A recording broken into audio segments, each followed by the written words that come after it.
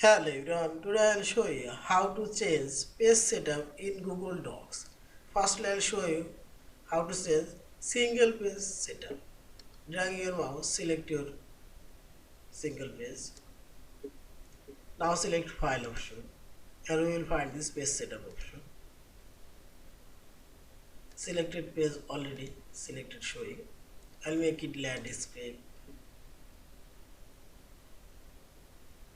and border going to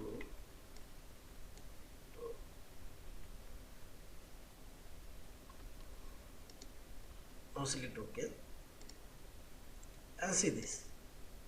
This page already changed and back. Now it says whole page setup. Select file option and page setup. I'll choose whole document. Also you can change paper size and make it A4 and background color I'll choose this one. And also choose to left and right.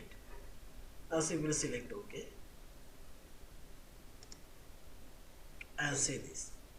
Page setup and page size, page color and page margin also change. Yeah. In this way you can change whole document or a specific page setup. Yeah. Thank you for watching. Please subscribe, like, share and comments.